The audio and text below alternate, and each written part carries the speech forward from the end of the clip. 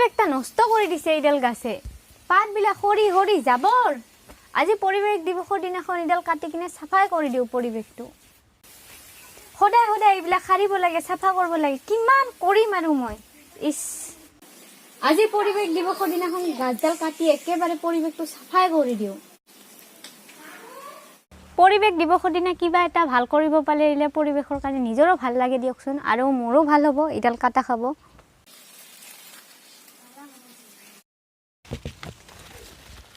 এই ভাইটি কোঠাৰ খান লৈ আটো আজি এইডাল চাফাই কৰি দেং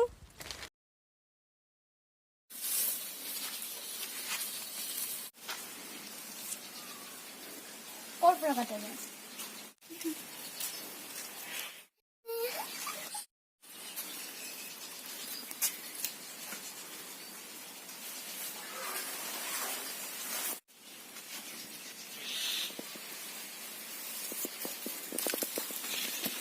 এইবাৰ হ'ব চাফা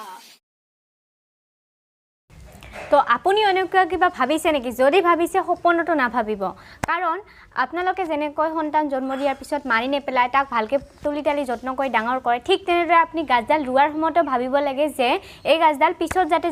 কিনে উঠাব লগা নহয় বা কাটিব লগা নহয় তেনেকুৱা ভাল চেপ ঠাইত ৰুব লাগে যাতে পিছত সেইডালৰ পৰা আপোনালোকৰ প্ৰব্লেম নহয় আৰু আমি গাছৰ কাৰণেটো বাচি আছো যিয়ে অক্সিজেন দি আছে আমাক ফল ফুল কাঠ সব এভৰিথিং দি আছে ন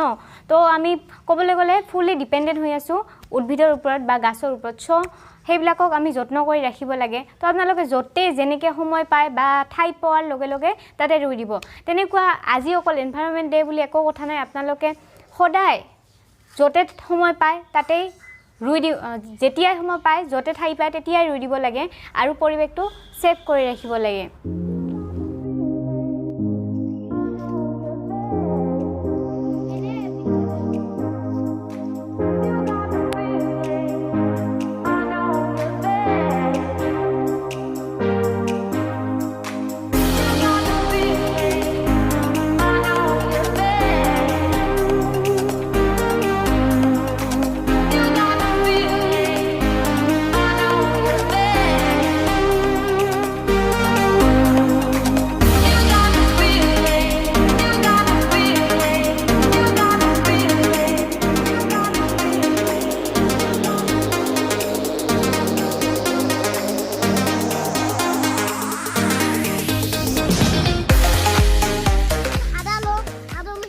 মাক দেউতাকে লৰা ছোৱালী যত্ন ৰখা নিচিনাকে আমিও প্ৰত্যেকডাল উদ্ভিদকে প্ৰত্যেকডাল গছকে ভালদৰে যত্ন কৰিব লাগে অকল ৰুই থৈ কিনে আজি ৰুই থৈ কালি পাহৰি যোৱাটো আমাৰ গছ ৰুৱা নহয় একচুয়ালি এনভাইৰনমেন্টে পালন কিয় কৰা হয় আহিল কিয় এই কাৰণে যে আমাৰ মানুহবোৰ সিনচিয়াৰ নহয় আমাৰ মানুহবোৰে